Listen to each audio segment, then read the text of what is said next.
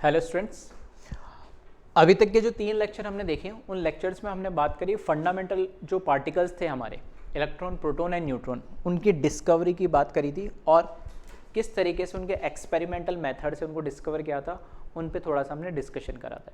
ठीक है, उससे हम आगे बढ़ते हैं कि अब हमारे पास फंडामेंटल पार्टिकल, हमें तो ये तो पता लग गया था कि इलेक्ट्रॉन, प्रोटॉन और न्यूट्रॉन है, लेकिन उनका अरेंजमेंट कैसा है, कहाँ पे इलेक्ट्रॉन होता है, कहाँ पे प्रोटॉन होता है, कहाँ पे न्यूट्रॉन होता है और क्यों ये सब एक साथ होते और होते हैं तो क्यों नहीं होते।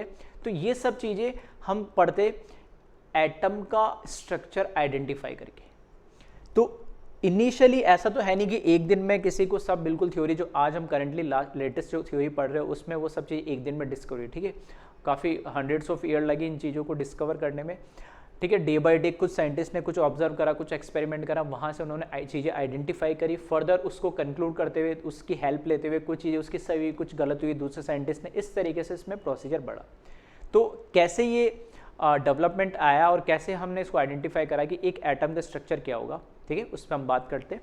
तो यहाँ पर इनिशियली अभी हम स्टार्ट करेंगे यहाँ पर एटॉमिक जो मॉडल्स दिए। ठीक है, तो जनरली 2 मॉडल पे आज के लेक्चर में हम बात करने वाले। तो different model were propose to explain the distribution of the charge particle in atom. Charge particle में हमारे स्पेशली इलेक्ट्रॉन और प्रोटॉन की बात हो रही है। ठीक है, तो पहली जो first propose important atomic models, ठीक है, पहला तो था वो था जे थॉमसन मॉडल। ठीक है, जे थॉमसन ने एक मॉडल दिया था। सबसे पहले कम से कम किसी ने सोचा तो सही कि एटम कैसा हो सकता है, एटम के अंदर जो ये पार्टिकल्स है कहाँ कहाँ हो सकते हैं, ये सबसे पहले सोचने का काम थॉमसन ने करा था, इसलिए थॉमसन मॉडल बोला जाता है। हालांकि उसका आज के स्ट्रक्चर से कोई लेना देना नहीं, लेकिन आज भी उसका हम नाम लेते या पढ़ते किताबों में समझते। क्यों? क्योंकि किसी ने, वो कहते हैं ना, पहला कदम रखना ही सबसे बड़ा होता है। नहीं कि हम कोई चीज़ काम स्टार्ट तो करें। ठीक है, आज जेई नीट होगा या नहीं होगा वो अलग बात है, कितनी प्रिपरेशन होगी, कितना अच्छे रैंक आएगी, कौन सा कॉलेज में, वो बात की बात है। कम से कम पहले आज हम स्टार्ट तो करें, बस बैठे बैठे सोचते रहे और अपने आप चीज़ें है तो पॉसिबल नहीं है। तो वो पहला कदम जो होता है वही सबसे बड़ा मुश्किल होता है। तो सेम वही चीज़ है कि पहला जो जिसने थ्योरी दी, पहली बार जिसने आइडेंटिफाई करने की कोशिश करी, पहली बार जिसने कम से कम सोचा, ठीक है, प्रपोज किया, तो उसका नाम भी हम आज देखते हैं। यानी तो पहला था जो first propose important atomic model, एक तो था जे थॉमसन मॉडल और दूसरा था हमारे पास अर्नस्ट रदरफोर्ड मॉडल, जिसको रदरफोर्ड के नाम से जाना जाता है। ठीक है, तो दोनों पे आज के लेक्चर में हम डिस्कस करने वाले। चलिए, तो इसको कॉपी कर ले आप, फिर आगे बढ़ते हैं हम। चलिए, तो सबसे पहले बात हम करने वाले J Thomson model of an atom पे। जे थॉमसन ने क्या मॉडल दिया था एटम का? तो according to J Thomson, atom is spherical in shape. सबसे पहली बात तो इसने बोला कि जो एटम है वो एक स्फीयर की तरह, एक बॉल की तरह। ठीक है, हम जैसे क्रिकेट बॉल बोल सकते हैं या बास्केटबॉल होती है, वॉलीबॉल होती है, जो भी होती है, मतलब 3D के अंदर स्फीयर होता है, सर्किल नहीं होता, प्लेनर नहीं होता, स्फीयर होता है एक बॉल की तरह। ठीक है, पहली बात तो इसने ये बोली है। फिर इसने बोला positive charge is uniformly distributed through out the sphere. अब उसने बोला कि फॉर एग्जांपल एक क्रिकेट बॉल है मेरे पास, अब वो जो क्रिकेट बॉल है उसके अंदर मैंने मान लिया कि पॉजिटिव चार्ज कई जगह जगह पे, पूरा वो जो बॉल है उसमें पॉजिटिव चार्ज है, वो मतलब पूरी बॉल ही पॉजिटिवली चार्ज है। ठीक है, वो जो पूरी बॉल है उस पर चार्ज पूरे पे कैसा है, पॉजिटिव है। तो वही बोला उसने कि positive charge is uniformly distributed through out the sphere. Uniformly मतलब बिल्कुल इक्वल अमाउंट में, इक्वल यूनिफॉर्म पैटर्न के अंदर पूरा पॉजिटिव चार्ज डिस्ट्रीब्यूट है उस स्फीयर पे। फिर नेक्स्ट उसने बोला कि electrons are arrange in such a manner to give most stable electrostatic arrangement. अब ये तो पता लग गया था कि प्रोटॉन पे पॉजिटिव चार्ज होता है, इलेक्ट्रॉन पे नेगेटिव चार्ज होता है। अब एक पॉजिटिव चार्ज और नेगेटिव चार्ज कैसे एक साथ स्टेबल हो सकते हैं, क्या उनका कॉम्बिनेशन हो सकता है, कैसे वो स्टेब्लिश्ड होंगे? तो ये उन्होंने बोला कि मोस्ट अप्रोप्रिएट वे में जितना स्टेबल हो सकते हैं। ठीक है, electrons are arrange in such a manner to give most stable electrostatic arrangement. Electrostatic से मतलब यहाँ पे इलेक्ट्रोस्टैटिक फोर्स ऑफ अट्रैक्शन से जो एक अपोजिट चार्ज के बीच में डेवलप होता है, नेगेटिव और पॉजिटिव। तो पॉजिटिव हमारा प्रोटॉन है, नेगेटिव इलेक्ट्रॉन है, तो इनके बीच में एक इलेक्ट्रोस्टैटिक फोर्स ऑफ अट्रैक्शन होता है, जो मेजरली आप फिजिक्स में तो पढ़ोगे 12th क्लास के अंदर थोड़ा डिटेल में। तो ये इलेक्ट्रोस्टैटिक फोर्स बोलते हैं हम इसको। अब कैसे होगा, ठीक है, तो वो देखते हैं आगे। तो इतना कॉपी करें पहले आप, वीडियो पॉज करके।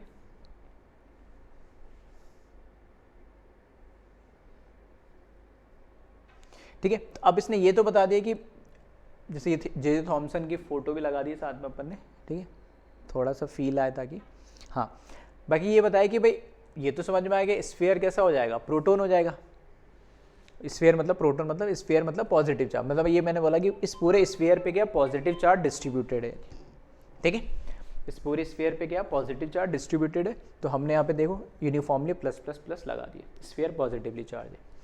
देन उसके बाद हमने बात करा कि जो इलेक्ट्रॉन है नेगेटिव चार्ज है वो इस तरीके से यहाँ पर डिस्ट्रीब्यूट है कि हम इलेक्ट्रोस्टैटिकली या हम बोले न्यूट्रल, जो न्यूट्रलिटी है एटम की वो मेंटेन रहे। तो हमने बोला कि कहीं कहीं पे ऐसे इस तरीके से नेगेटिव चार्ज इसमें बना दिए कि कहीं यूनिफॉर्मली हमने यहाँ पर नेगेटिव चार्ज कहीं कहीं पे लगा दी कि वो जो स्फीयर है, ठीक है, वो स्फीयर तो पूरी कैसे होगी पॉजिटिवली चार्ज होगी और उसके अंदर बीच बीच में कहीं कहीं पे क्या होंगे नेगेटिव चार्ज होंगे। तो वही लिखा है स्फीयर ऑफ पॉजिटिव चार्ज, वो जो हमें दिख ही रहा है, ठीक है। और ये जो है हमारे पास इलेक्ट्रॉन्स है, यानी ठीक है, ये जो है हमारे पास क्या है इलेक्ट्रॉन्स है। इलेक्ट्रॉन्स का चार्ज क्या है यहाँ पर नेगेटिव है, वो हमें ये भी दिख रहा है नहीं। तो ये जे थॉमसन ने मॉडल दिया था, तो उसने बोला कि एक पॉजिटिवली चार्ज स्फीयर है, उस पॉजिटिव चार्ज स्फीयर में कहीं कहीं पे क्या इलेक्ट्रॉन हमने, ठीक है, एम्बेडेड या हमने लगा दिए, कहीं कहीं पे नेगेटिव चार्ज हो गए ताकि वो न्यूट्रलिटी बैलेंस कर पाए उसको इलेक्ट्रिकल, ठीक है, पॉजिटिव नेगेटिव भी, ठीक है। तो कॉपी कर इसको वीडियो पॉज करके।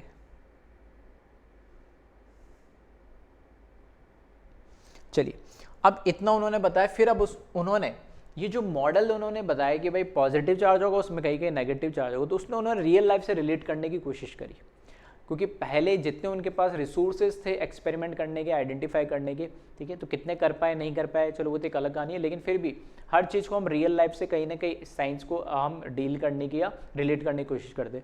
सेम वैसे ही उन्होंने उस टाइम पे जो ये आइडेंटिफाई करा एटम का स्ट्रक्चर, उसको उन्होंने रिलेट करा रियल लाइफ से। तो उन्होंने different names given to J Thomson model of an atom, तो जे थॉमसन मॉडल को अलग अलग नाम दिए गए, उसको प्लम पुडिंग मॉडल भी बोला गया, ठीक है। दूसरा रेजन पुडिंग मॉडल भी बोला गया, ठीक है, तो प्लम पुडिंग या रेजन पुडिंग मॉडल बोलो, सेम ही एक तरीके से। और तीसरा वाटरमेलन मॉडल भी बोला गया। अब ये पुडिंग और वाटरमेलन ये कहाँ से आ गया, हलवा तरबूज वगैरह, है ना। तो उन्होंने हम बोल सकते हैं इस तरीके से उसको थोड़ा कंपेयर करा या सोचा, ठीक है, रियल लाइफ से।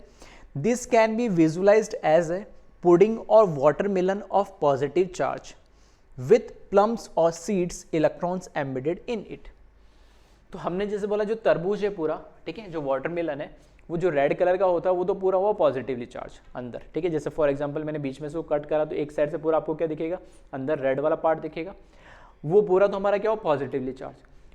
अब उसमें जो बीच बीच में उसके जो सीड्स होते हैं ब्लैक कलर के, ठीक है, जो बीज होते हैं वो उसको किससे रिलेट करा, इलेक्ट्रॉन से, यानी ठीक है। तो पूरा वो जो तरबूज था वाटरमेलन था उसको तो पॉजिटिव चार्ज माना, और उसके बीच में जो जो सीड्स थे जो बीज थे उनको हमने या इन्होंने नेगेटिव चार्ज से कंपेयर करा। इसी तरीके से प्लम पुडिंग के अंदर जो पूरा हमारे पास, ठीक है, जो पूरा जो प्लम था या पूरा हम जो बोल सकते हैं हलवा था, ठीक है, या हम बोल सकते हैं केक, या कैसे ही बोल लो, कुछ हलवा बोलते कोई केक बोलते जो भी, ठीक है। तो पूरा तो वो कैसा हो गया पॉजिटिवली चार्ज, और बीच बीच में जो ड्राई फ्रूट्स होते हैं, ठीक है, वो ड्राई फ्रूट्स हमारे लिए एक तरीके से क्या होगा, वो इलेक्ट्रॉन की तरह रिलेट करेगा, ठीक है। तो इसलिए इसको प्लम पुडिंग भी बोलते हैं, रेजन पुडिंग भी बोलते हैं, वो एक तरीके एक ही हुआ, और एक वाटरमेलन मॉडल भी बोलते हैं।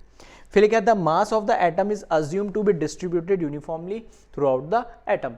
अब उसने बोला कि एक एटम का मास कहाँ पर होता है, तो उन्होंने बोला कि एटम का मास तो पूरा का पूरा डिस्ट्रीब्यूटेड होता है इक्वली, ठीक है। वो अलग बात है कि आज के टाइम में हमें पता लग गया कि मेजरली जो मास होता है एटम का वो न्यूक्लियस में कंसिस्ट होता है, लेकिन उस टाइम में उनको नहीं पता था। तो उन्होंने बोल दिया कि ये इस तरीके से पूरा जैसे पॉजिटिव चार्ज का स्फीयर है, उस पर इलेक्ट्रॉन कहीं कहीं पे है, तो वो पूरा जो मास भी है वो पूरे स्फीयर पे डिस्ट्रीब्यूटेड होता है, ठीक है। उन्होंने उस टाइम जो पोस्टुलेट्स दिए या जो उन्होंने उस टाइम जो बातें करी वो हम यहाँ पर बता रहे हैं, ठीक है।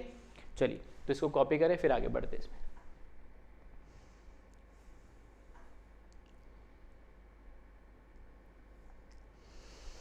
चलिए फिर इसके बाद ड्रॉबैक क्या थे, तो ड्रॉबैक तो हम बोले क्या कि कुछ तो था ही नहीं इसमें, तो ड्रॉबैक क्या बोले, सब पूरा ड्रॉबैक था ये तो it could not explain the stability of an atom based on experimental results. अब उस टाइम में भी कुछ ना कुछ रिजल्ट्स तो एक्सपेरिमेंट्स तो हो ही रहते हैं एटम से रिलेटेड, मतलब कोई ना कोई पार्टिकल से रिलेटेड, ठीक है।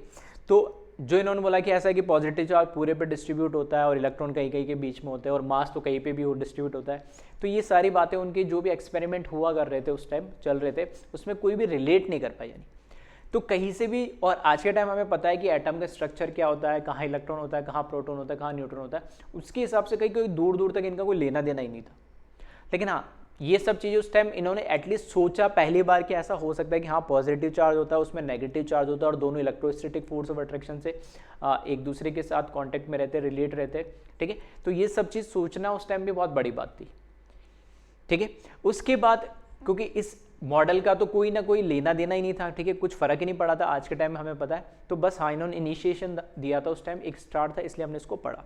अब इसके आगे बढ़ते हैं हम रदरफोर्ड, जो मॉडल है हमारे पास जे थॉमसन के बाद जिन्होंने ये सब चीज़ें एक्सप्लेन करी थी, तो उन्होंने एक एक्सपेरिमेंट करा, ठीक है। तो एक्सपेरिमेंट क्या था उस पर हम आते हैं। तो Rutherford model of an atom, ठीक है। रदरफोर्ड ने, जो अर्न्स्ट रदरफोर्ड था, उन्होंने क्या बोला, तो रदरफोर्ड ने एक एक्सपेरिमेंट करा। एक्सपेरिमेंट में क्या करा उन्होंने, Rutherford bombarded a thin gold foil of thickness about 100 nanometre with alpha rays particles, ठीक है। अल्फा रेस क्या होती है, लास्ट लेक्चर में हमने बात करा था, हीलियम का जो +2 कैटायन होता है, ठीक है, हीलियम का +2 कैटायन होता है, या हीलियम का कैटायन 2 इलेक्ट्रॉन निकाल दो तो हम उसको क्या बोलते हैं, अल्फा पार्टिकल बोलते हैं, या अल्फा रेस भी हम बोलते हैं।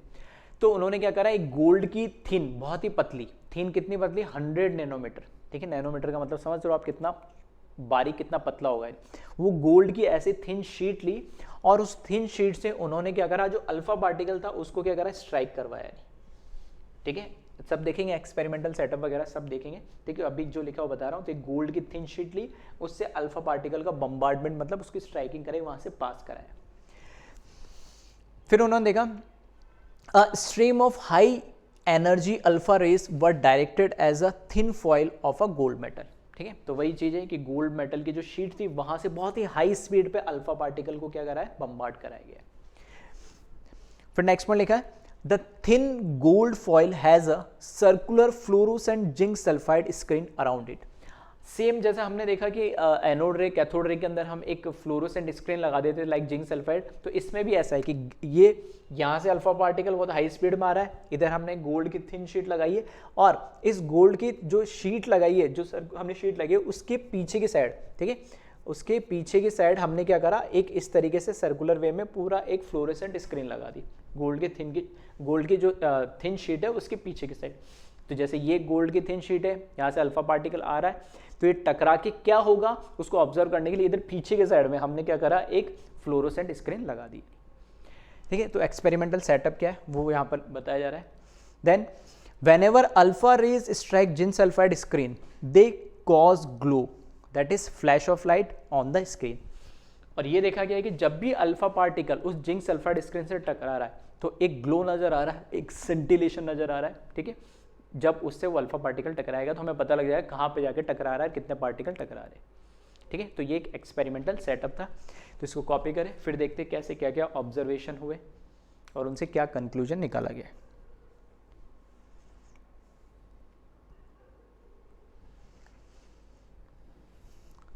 ठीक है, तो यहाँ पर देख सकते हो आप, ये एक्सपेरिमेंटल सेटअप कुछ ऐसा था। यहाँ पर हमने एक लेड का बॉक्स लेते हैं, ठीक है, अभी आगे लिखा भी है वैसे तो यहाँ पे सिर्फ लिखा सोर्स ऑफ अल्फा पार्टिकल है ना, अगर नहीं दिख रहा हो तो बता दूं क्या लिखा है, सोर्स ऑफ अल्फा पार्टिकल लिखा है, मतलब ये बॉक्स है, उस बॉक्स के अंदर कुछ ना कुछ ऐसा लिया है जिससे अल्फा पार्टिकल्स निकलते हो, तो ये सोर्स ऑफ अल्फा पार्टिकल है। उसके बीच में ये गोल्ड की जो शीट है ना, वो तो ये वाली, उसके बीच में एक हमने क्या करे, लेड की प्लेट लगा दी। लेड की प्लेट इसलिए लगा दी कि यहाँ से जो भी अल्फा पार्टिकल्स आ रहे हैं, अगर वो इस तरीके से डिस्ट्रीब्यूटेड वे में जा रहे हो, फैल रहे हो, तो उन सभी को ये लेड की जो प्लेट है, जो लेड की शीट है, वो क्या कर लेती है, एब्जॉर्ब कर लेती है, ठीक है। क्योंकि हमें पता है जो अल्फा पार्टिकल्स है, ठीक है, हम चाहते हैं एक ही डायरेक्शन में जाए, और अल्फा पार्टिकल यहाँ जो लेड की जो प्लेट है उसके बीच में हमने एक क्या कर दिया, एक होल कर दिया। सिर्फ उस होल से ही जब अल्फा पार्टिकल निकलेगा तो यहाँ के पास हो पाएगा, अदर दूसरे क्या करेंगे, दूसरे पार्टिकल लेड ये जो प्लेट होगी वो क्या कर लेगी, एब्जॉर्ब कर लेगी। तो हम चाहते हैं स्ट्रेट लाइन के अंदर ही वो क्या करे, मैक्सिमम पार्टिकल्स ट्रेवल करे उस होल के साइज में। देन ये फोटोग्राफिक प्लेट बोलती है, जिंक सल्फाइड टाइप की स्क्रीन बोलते हैं। ये इस तरीके से सर्कुलर होती है और ये हमारी गोल्ड फॉइल है, येलो कलर की आपको जो दिख रही है, ठीक है, गोल्ड फॉइल लिखा है। तो ये थोड़ा सा इस तरीके से ये एक्सपेरिमेंटल सेटअप होता है, ठीक है। तो इसको कॉपी करें।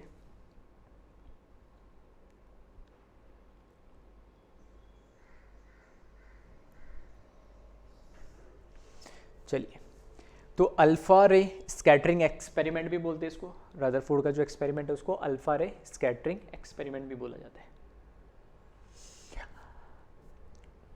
अब इसका ठीक है, आगे हम बात करें तो यहाँ पर ये देख रहे होंगे आप, है ना।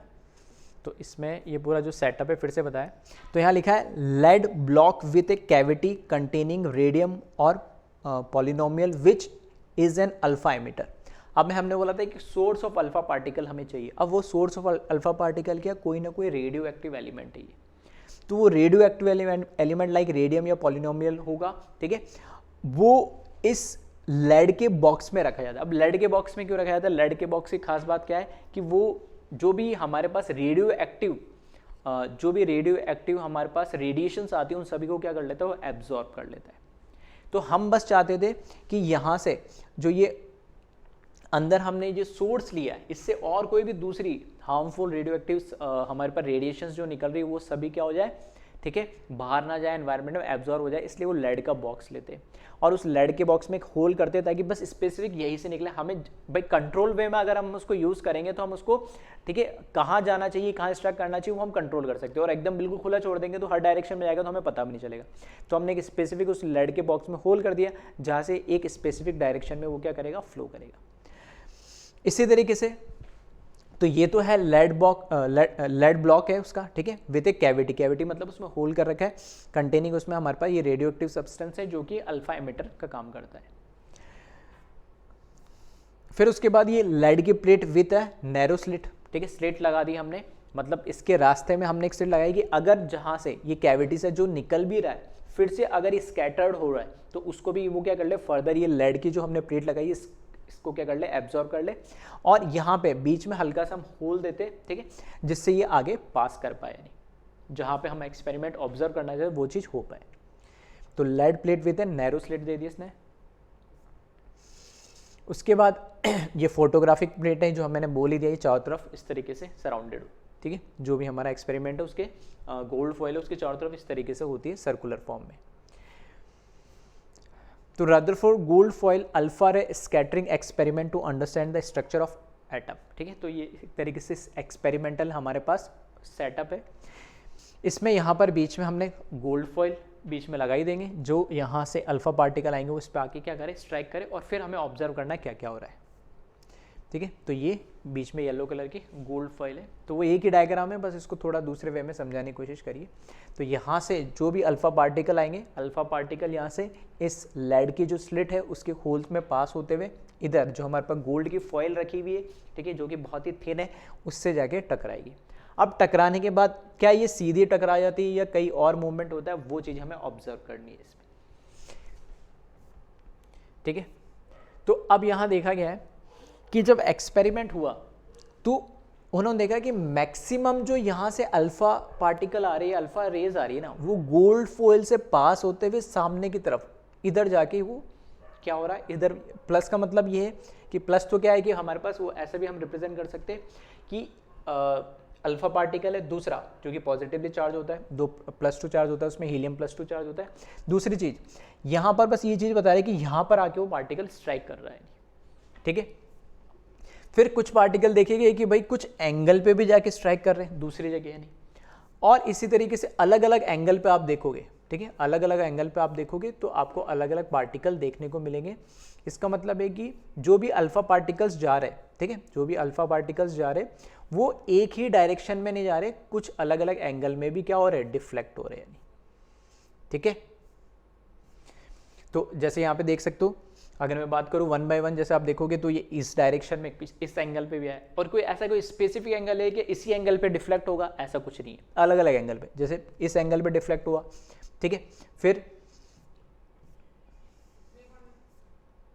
ठीक है, फिर देखोगे तो इस एंगल पे भी डिफ्लेक्ट हुआ, टकरा के इधर भी आया, इधर भी आया, इधर भी आया, स्ट्रेट में निकल गया, अलग अलग एंगल पे क्या हुआ, ये डिफ्लेक्ट हुआ।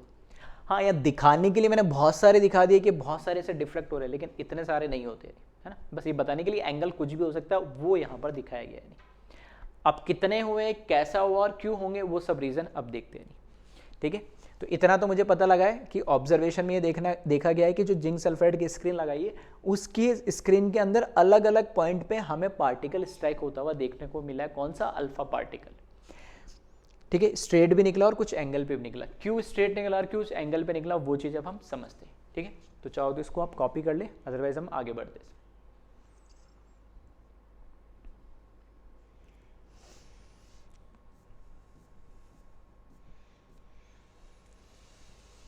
अब इसको अगर मैं बोलूँ कि बहुत ही डिटेल में जाके अगर हम समझें माइक्रोस्कोपिक लेवल पे, तो क्या हो क्या रहा था एक्चुअल में। देखो यहाँ से अल्फा, ये जो दिख रही है ये अल्फा पार्टिकल्स आ रहे हैं यानी, और ये गोल्ड की जो येलो कलर की दिख रही है आपको, गोल्ड की शीट है। अब गोल्ड की शीट बनी किससे होगी, आज के टाइम तो हमें बताइए कि कोई भी एलिमेंट किससे मिलके बनता है, एटम से। तो गोल्ड के वहाँ पर क्या होंगे, एटम होंगे बहुत सारे। तो ये इस तरीके से गोल्ड के एटम है। ये जो आपको दिख रहा है छोटा सा, ये पूरा एक एटम है गोल्ड का, और ये जो सेंटर वाला पार्ट दिख रहा है वो उसका न्यूक्लियस है, यानी गोल्ड के एक एटम का। तो ये ऐसे अलग अलग बहुत सारे गोल्ड के क्या एटम है उस गोल्ड की शीट के अंदर, और ये सेंटर में जो दे रखे वो उसके साथ सभी के क्या न्यूक्लियस है। तो अब देखा कि फॉर एग्जांपल यहाँ से बहुत सारी अल्फा पार्टिकल्स की रेज आ रही है, तो मैक्सिमम देखा कि पार्टिकल क्या है ना, सीधे ही निकल गए। फॉर एग्जांपल जैसे ए आया वो सीधा निकल गया, यहाँ से ए आया वो सीधा, मतलब ए का मतलब है जो स्ट्रेट निकल गया उसको हमने ए नाम दे दिया। ठीक है, तो मैक्सिमम उसने रेज देखी वो क्या कि सीधी निकल गई। कुछ उसने देखी कि कुछ ना कुछ एक एंगल पे डिविएट हुई, जैसे मैंने बोला अलग अलग एंगल बता दिए, तो फिक्स नहीं है लेकिन अलग अलग एंगल, लेकिन बहुत कम थी, कुछ ही वहां पर की कुछ एंगल पे डिविएट हुई। और कुछ तो ऐसी भी है जो बिल्कुल जिस पाथ से आई है रे उसी पाथ से वापस एग्जैक्टली 180 डिग्री, जिस पाथ से आई है एग्जैक्टली टकरा के वापस 180 डिग्री क्या हुई, रिवाइंड होके चली गई है। ऐसा क्यों, अब सुनना ध्यान से। मैं कह रहा हूं कि ये अलग अलग एटम है, बहुत सारे एटम रखे होंगे। तो एटम का अब तो आपको पता ही है, ठीक है, और समझने के लिए मैं बता रहा हूं बस कि एटम के अंदर हमें पता है जो मैक्सिमम उसका जो मास होता है वो उसके न्यूक्लियस में कंसिस्ट होता है, जो प्रोटॉन और न्यूट्रॉन की वजह से होता है। और न्यूक्लियस के अंदर भी अगर मैं चार्ज की बात करूं तो सिर्फ प्रोटॉन की वजह से पॉजिटिव चार्ज होता है। ठीक है, तो बाकी जो इलेक्ट्रॉन होता भी है तो वो बाहर इस मतलब इस न्यूक्लियस के बाहर जो स्पेस है वहां रिवॉल्व करता रहता है, और वो भी बहुत डिस्टेंस पे है। ठीक है, तो यहां से जो अल्फा पार्टिकल पॉजिटिवली चार्ज आया ना, तो मैक्सिमम तो क्या, न्यूक्लियस तो छोटा सा, ठीक है, और बहुत छोटा होता है न्यूक्लियस, और जो हमारा एटम की साइज होती है उसके रेस्पेक्ट में वो थोड़ी बड़ी होती है। तो वो स्पेस जो होती है ना उसके बीच में, शेल और हमारे न्यूक्लियस के बीच में, वो स्पेस काफी क्या होती है, खाली होती है। तो वो जो खाली स्पेस है उसकी अगर वहां से जो मैक्सिमम जो अगर अल्फा पार्टिकल आ रहे हो तो सीधे ही जाएंगे, उन पर कोई फर्क ही नहीं पड़ेगा। ठीक है, सीधे निकल जाएंगे। हाँ, लेकिन अगर कोई अल्फा पार्टिकल न्यूक्लियस के जितना पास में आता जाएगा अल्फा पार्टिकल, क्योंकि अल्फा पार्टिकल खुद कैसा पॉजिटिव चार्ज है, और न्यूक्लियस पे भी चार्ज कैसा है, प्रोटॉन की वजह से पॉजिटिव है। तो पॉजिटिव दोनों पास में आएंगे तो क्या करेंगे, रिपेल करेंगे। इसलिए जैसे ही कोई अल्फा पार्टिकल इस न्यूक्लियस के जितना पास में है उतना ही वो क्या होने के लगा, डिविएट होने लगा, डिफ्लेक्ट होने लगा। तो जो ज्यादा डिफ्लेक्ट हो रहा है उसका मतलब क्या, वो न्यूक्लियस के बहुत ज्यादा पास चला गया था, या न्यूक्लियस के बहुत पास से गुजरा था। ठीक है, जितना दूर से जाएगा उतना ही डिफ्लेक्शन कम होगा। फॉर एग्जाम्पल अगर मैं ऐसा कह रहा हूं कि अगर यहां पर है ये न्यूक्लियस, अब इस न्यूक्लियस में जो अलग अलग रेज आ रही, मैं कह रहा हूं अगर ये बिल्कुल इसके पास से आया तो डिफ्लेक्ट भी उतना ही होगा। ये सही है, ये कोई थोड़ा दूर से आया तो डिफ्लेक्शन भी उतना ही क्या होगा, कम होगा। और इवन ये भी हुआ कि मैंने अभी जैसे बोला था कि एकदम स्ट्रेट, ठीक है, अलग कलर से इसलिए बना रहा हूं ताकि बिल्कुल एकदम सेंटर पे आके टकराई कोई अल्फा पार्टिकल, तो जिस पाथ से वो आया था एग्जैक्टली उसी पाथ से वो रिवाइंड होके उसी डायरेक्शन में 180 डिग्री चला गया। ठीक है, क्यों चला गया, क्योंकि ये खुद अल्फा पार्टिकल कैसा है, He2+, ये अल्फा पार्टिकल है, खुद पॉजिटिवली चार्ज है, न्यूक्लियस पे खुद पॉजिटिव चार्ज है, तो कैसे करेगा, एक दूसरे को रिपेल ही करेगा। तो जितना पास में आता जाएगा उतना ही डिफ्लेक्शन बढ़ता जाएगा, और जितना दूर होगा तो वो फिर खाली। तो मैक्सिमम पार्टिकल तो खाली निकल के सीधे निकल के स्ट्रेट लाइन में जो हमें पीछे स्क्रीन पे नजर आए। कुछ किसी एंगल पे डिविएट हो, कितने पे डिविएट होंगे डिपेंड करेगा कितने पास से निकल रहा है न्यूक्लियस के, या कितने न्यूक्लियस के किस एंगल पे टकराया है। और एकदम सेंटर पे जो टकराया वो तो वापस ही पीछे चला गया। ठीक है, ये एक्सपेरिमेंटल ऑब्जर्वेशंस थी। चलिए, तो इसको आप वीडियो पॉज कर कॉपी कर ले।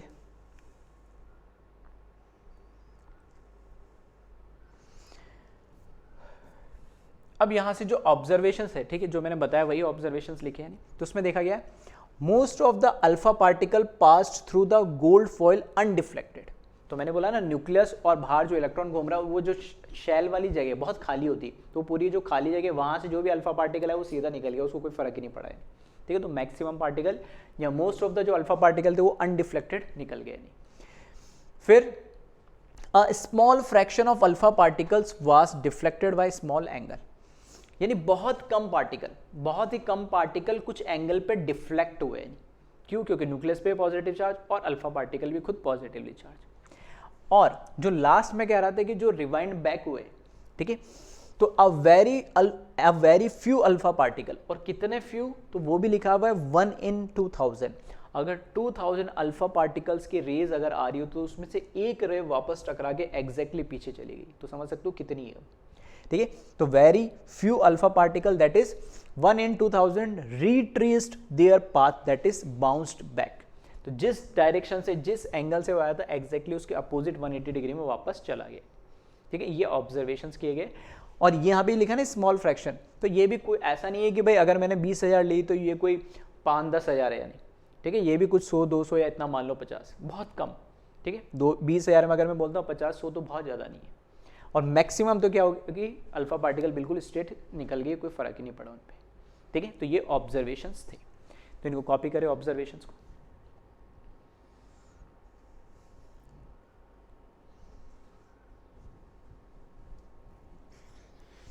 चलिए, अब इन ऑब्जर्वेशन से क्या क्या कंक्लूजन निकाले गए। पहला कंक्लूजन ये बोला गया एटम के बारे में कि most of the space in the atom is empty as most of the alpha particle pass through the gold foil undeflected. तो ये तो हमने अभी मैंने समझाने के लिए बोल दिया कि खाली स्पेस थी, लेकिन उन्होंने कंक्लूजन क्या निकाला, अगर 20,000 अल्फा पार्टिकल में से मैक्सिमम सीधी निकल जा रही, तो एटम का जो मैं बोल रहा हूँ ना, एटम है, एटम में मैक्सिमम जो पोर्शन है, मैक्सिमम जो पार्ट है वो तो खाली है, वहाँ से कोई फर्क नहीं पड़ता है, मैक्सिमम स्पेस क्या है, वैकेंट है, वहाँ पे कुछ है ही नहीं, तो वहाँ से अल्फा पार्टिकल ईजिली क्या हो जा रही है, पास हो जा रही है। नेक्स्ट जो हमारा ऑब्जर्वेशन था उसके अकॉर्डिंग कंक्लूजन ये निकाला गया कि a few alpha particle were deflected indicates that atom has high density of positive charge in small volume of the atom which causes repulsion to the incoming alpha particle causing deflection from their path। तो कह रही कि कुछ few alpha particle जो deflect हुए, वो क्या बता रहा है, क्योंकि अल्फा पार्टिकल खुद पॉजिटिवली चार्ज है, तो कुछ ना कुछ ऐसा पॉजिटिवली चार्ज दूसरा पार्टिकल एटम के अंदर है, ठीक है, उस एटम के अंदर है जिसकी वजह से वो डिफ्लेक्शन हो रहा है। और वो जो डिफ्लेक्शन हो रहा है ना, वो बहुत ही कम नंबर ऑफ पार्टिकल में हो रहा है। दैट मीन्स वो जो पॉजिटिव चार्ज प्रेजेंट भी है तो वो बहुत ही स्मॉल या बहुत ही कम वॉल्यूम के अंदर, बहुत ही छोटे वॉल्यूम के अंदर कंसिस्ट है। यानी अगर ज़्यादा बड़े वॉल्यूम में कंसिस्ट होता है तो मैक्सिमम वो अल्फा पार्टिकल वो क्या करता है, डिफ्लेक्ट करता, लेकिन यहाँ मैक्सिमम अल्फा पार्टिकल तो स्ट्रेट निकल गई, मतलब वो जो भी पॉजिटिव चार्ज हमारे पास स्टोर्ड है या पॉजिटिव चार्ज कंसिस्ट है उस एटम के अंदर बहुत ही स्मॉल वॉल्यूम के अंदर है। यानी ये यहाँ से कंक्लूजन निकाला गया। और थर्ड और लास्ट जो कंक्लूजन था, the central part of the atom in which entire positive charge and mass is concentrated is called nucleus. तो यहाँ से उन्होंने एक नाम दिया कि ये क्या है, न्यूक्लियस है। तो उन्होंने बोला कि कुछ ना कुछ ऐसा जरूर है एक एटम के अंदर कि उसके अंदर बहुत, एक तो पॉजिटिव चार्ज है और दूसरा उसका जो मास है ना बहुत हैवी है, कि अगर कोई पार्टिकल जा रहा है और उससे टकरा के वापस उसको भेज दे रहा है, उससे पास नहीं होने दे रहा है, मतलब कुछ ना कुछ बहुत ही हैवी मास है उसके अंदर, और वो जो हैवी मास और जो पूरा चार्ज जिसके अंदर कंसिस्ट है उसको उन्होंने नाम दिया न्यूक्लियस। ठीक है, तो पहला कंक्लूजन उन्होंने बोला ज़्यादातर एटम के अंदर स्पेस खाली है। दूसरा कंक्लूजन उन्होंने बोला कि कोई तो पॉजिटिव चार्ज है जिसकी वजह से वो कुछ ना कुछ हमारी जो अल्फा पार्टिकल डिफ्लेक्ट हो रही है, और वो बोला कि पॉजिटिव चार्ज है साथ में वो जो इतना हैवी है, वो जो मास है ना वो इतना स्ट्रांग है कि उससे डिफ्लेक्ट होकर वापस आ रहा है। दैट मीन्स कुछ ना कुछ बहुत ही स्मॉल वॉल्यूम के अंदर कंसिस्ट हो रखा है पूरा चार्ज और मास, जिसको उन्होंने नाम दिया न्यूक्लियस। ठीक है, तो इसको कॉपी करें वीडियो पॉज करके।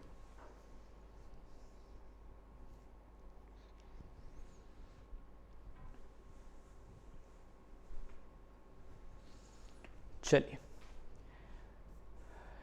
तो कैसा फिर उनके अकॉर्डिंग, ठीक है। और जे थॉमसन ने तो फिर बता दिया कि भाई तरबूज था वो तो, है ना, तो वो तो चलता नहीं है तरबूज वरबूज, था ना, प्लम पुडिंग वगैरह।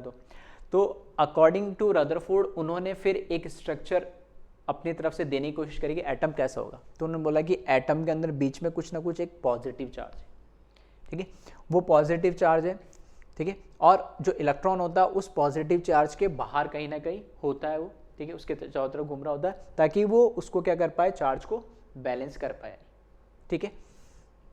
तो उन्होंने बोला कि एक रिवॉल्विंग इलेक्ट्रॉन, मतलब इलेक्ट्रॉन होगा न्यूक्लियस के या पॉजिटिव चार्ज के बाहर होगा ताकि वो इलेक्ट्रोस्टैटिकली कैसा रहे, न्यूट्रल रहे और उसको बैलेंस करके रखे, ठीक है। और ये सेंटर में क्या है, न्यूक्लियस है ही, ठीक है, जिसमें सारा मास और सारा चार्ज कंसिस्ट होता है। तो यहाँ पे लिखा है the radius of the atom is about 10⁻⁻10 metre, that is 1 angstrom. तो एक्सपेरिमेंटल फिर सब चीज़ें ये कैलकुलेट की गई, मैथमेटिकल और एक्सपेरिमेंटल चेक किया गया कि जो एटम का एक रेडियस होता है जनरली, ठीक है, अप्रॉक्सीमेटली देखा गया कि एटम का जो रेडियस है वो 10⁻⁻10 मीटर, मतलब 1 एंगस्ट्रॉम, समझ सकते हो कितना छोटा होता है। और अगर उसमें भी अगर मैं बात करूं कि हमारे पास उसके बीच में न्यूक्लियस है, तो न्यूक्लियस के अगर रेडियस की बात करें तो वो कितना होगा, the radius of the nucleus is about 10⁻⁻15 metre, ठीक है, 10 कितना -15 मीटर, तो 10⁵ इतना डिफरेंस तो उस न्यूक्लियस के रेडियस और एटम के रेडियस के बीच में ही आ गया है। तो समझ सकते हो कितना डिफरेंस होगा है। और ये न्यूक्लियस कितना छोटा सा पार्ट होगा एक एटम के लिए, ठीक है। चलिए,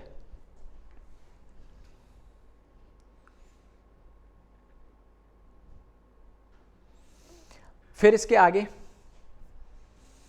postulates of Rutherford's nuclear model of an atom और प्लैनेटरी मॉडल और solar model of an atom. अब रदरफोर्ड ने क्या करा, जो इसका मॉडल था उसके पोस्टुलेट्स, उसने फाइनली क्या पोस्टुलेट्स दिए कि एटम कैसा होगा क्या नहीं होगा, तो उसको हम रदरफोर्ड न्यूक्लियर मॉडल बोलते हैं। और इसी को हमने बोला है प्लैनेटरी मॉडल। प्लैनेटरी मॉडल और सोलर मॉडल ऑफ एटम का मतलब है कि जैसे हमारा सोलर सिस्टम होता है, ठीक है, वैसे ही हमारा एक एटम होता है, उससे यहाँ पहली बार इसने रिलेट करने की कोशिश करी है, ठीक है, इसलिए इसको प्लैनेटरी मॉडल या फिर solar model of an atom भी बोला जाता है। तो सबसे पहली बात तो इसने बोला है, फाइनली इसने ये बताया कि the positive charge and most of the mass of the atom is densely concentrated in extremely small region, this very small portion of the atom was called nucleus.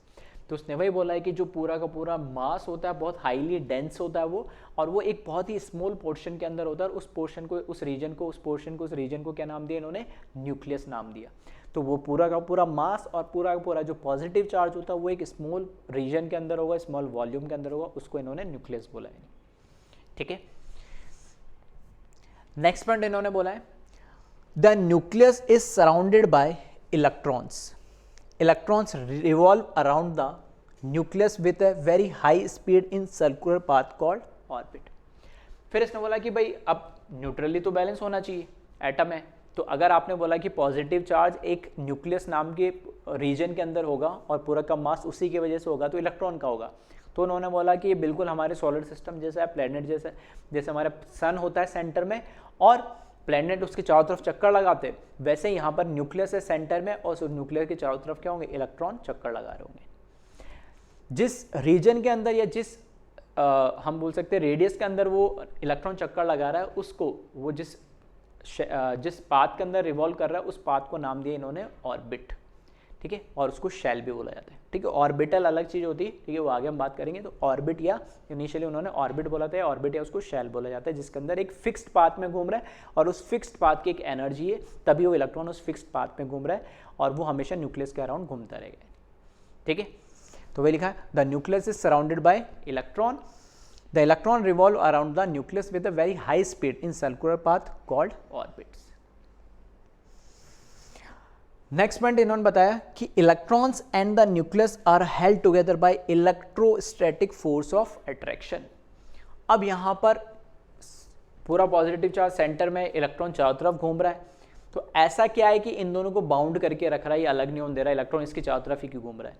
तो उन्होंने बोला कि इन दोनों के बीच में एक इलेक्ट्रोस्टैटिक फोर्स ऑफ अट्रैक्शन होगा।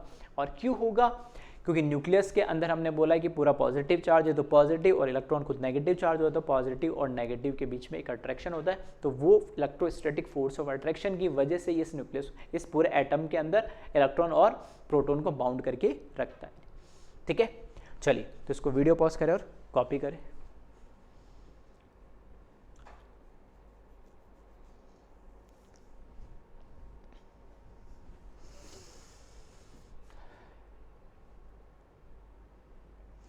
ठीक है, देन आगे लिखा है, thus Rutherford model of an atom resembles the solar model in which nucleus plays the role of sun and the electron play the role of planet।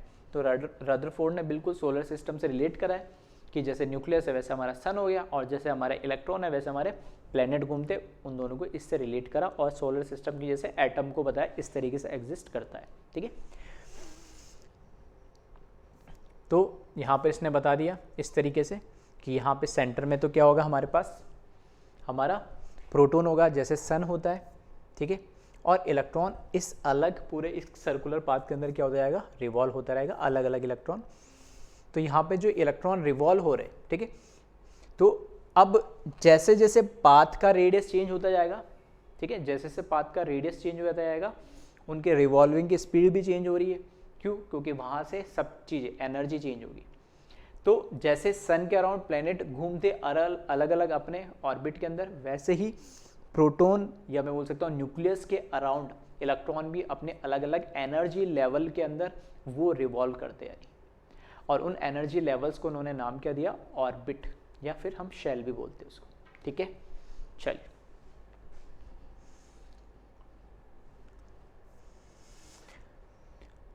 ठीक है, तो ये अलग अलग ऑर्बिट्स है, वो चीज़ यहाँ से रिप्रेजेंट करा, अलग अलग ऑर्बिट की अलग अलग एनर्जीज होती है।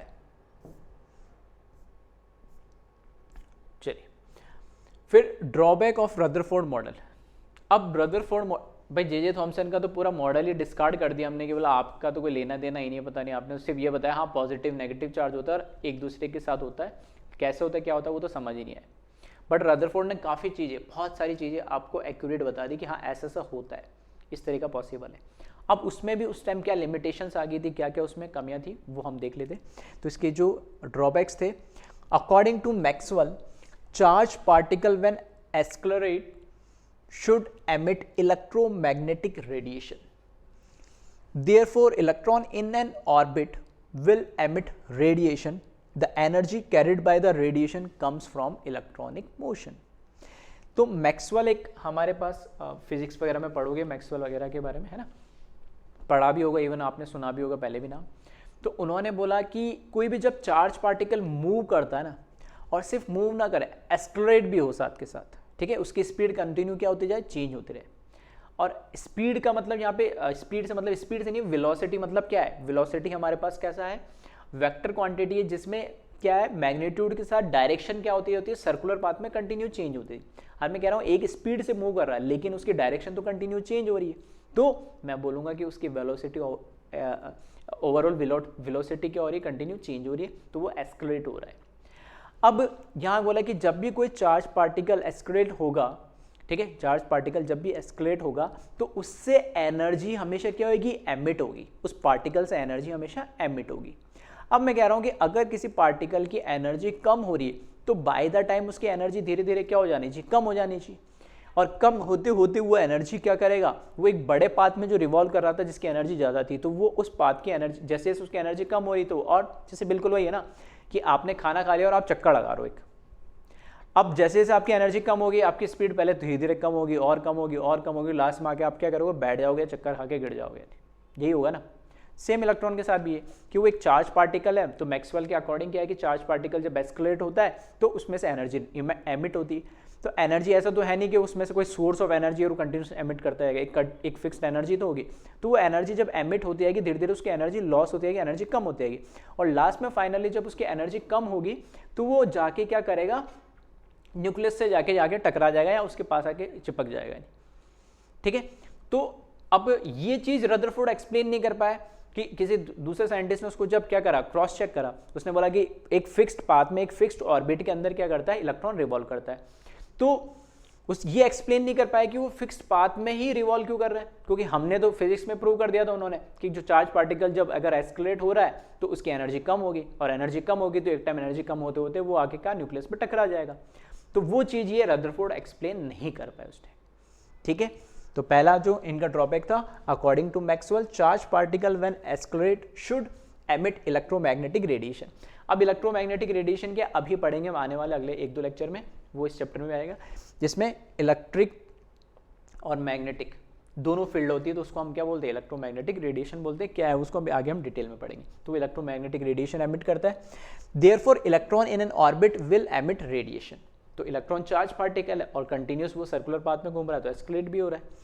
तो the energy carried by the radiation comes from electronic motion. तो वो जो पॉजिटिव और नेगेटिव की वजह से वो हम क्या बोल रहे हैं ना, वो जो स्टेबिलिटी, तो वो जो एनर्जी कंटिन्यू क्या होता जा रहा है उसमें से एमिट होती जा रही है उस मोशन की वजह से। तो उसी चीज़ को यहाँ पे एक्सप्लेन किया गया है कि फॉर एग्जांपल अगर, ठीक है, अगर इलेक्ट्रॉन अगर यहाँ पे मूव करना स्टार्ट करेगा तो धीरे धीरे टाइम के साथ उसकी एनर्जी कम होती जाएगी और उसका जो सर्कुलर पाथ है वो भी छोटा होता जाएगा और लास्ट में जाके वो क्या करेगा, न्यूक्लियस से जाके टकरा जाएगा या वहाँ जाके बैठ जाएगा।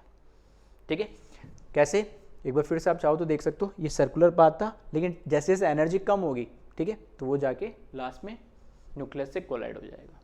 तो इस तरीके से अगर उसने रदरफोर्ड ने बोला कि एटम के अंदर इलेक्ट्रॉन उसमें रिवॉल्व करते, तो उस चीज़ को वो, ठीक है, एक्सप्लेन नहीं कर पाया फर्दर कि ऐसा अगर हो रहा है तो क्यों हो रहा है, फिक्स्ड एनर्जी में क्यों घूम रहा है। ठीक है, चलिए तो इसको कॉपी करें, फर्स्ट ड्रॉबैक इसका।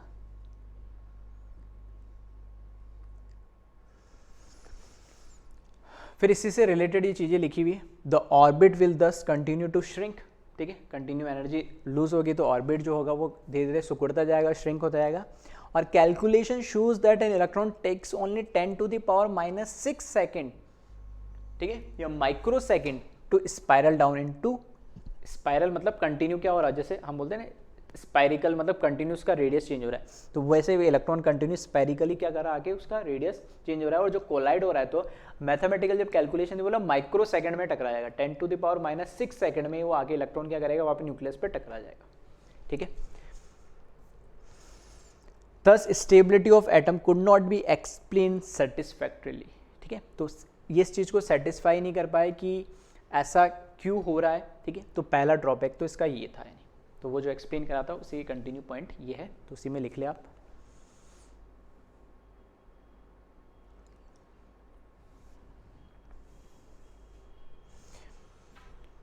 नेक्स्ट पॉइंट अगर इसमें देखें तो वो लिख रखा है, another serious drawback of Rutherford's model is how the electrons are arrange around the nucleus and what are the energies of the electrons.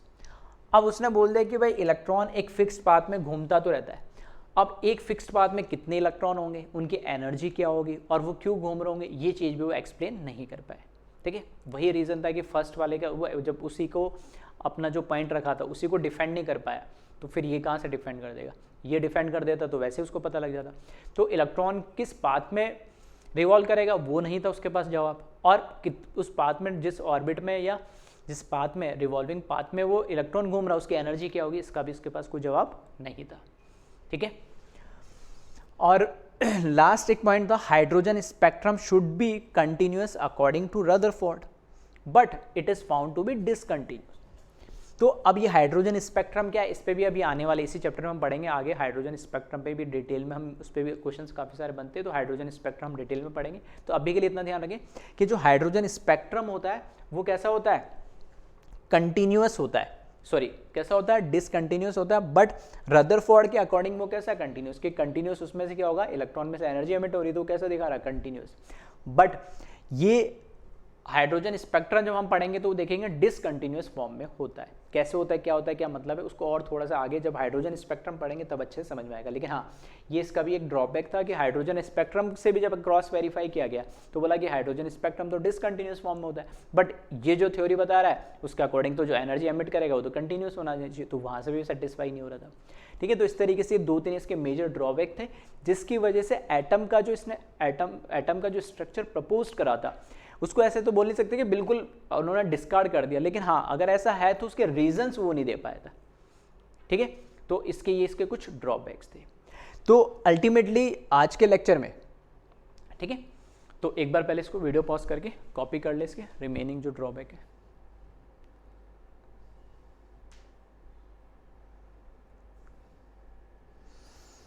चलिए, तो अल्टीमेटली आज के लेक्चर में हमने क्या देखा कि फंडामेंटल पार्टिकल्स के बाद जब हम एटम के स्ट्रक्चर पे आए तो किस तरीके का एटम का स्ट्रक्चर हो सकता है। तो उसके लिए हमने दो थ्योरीज या दो एनालिसिस हमने देखे। एक तो जे थॉमसन का जो कि बिल्कुल ही डिस्कार्ड कर दिया गया था, उसका कोई लेना देना नहीं था, और दूसरा था रदरफोर्ड जो काफ़ी हद तक ठीक भी था, जो आज के टाइम हम देखते समझते, लेकिन वो कुछ पॉइंट्स के लिए अपने आप को डिफेंड नहीं कर पाए, रीज़न नहीं बता पाए कि ऐसा क्यों हो रहा है, ठीक है।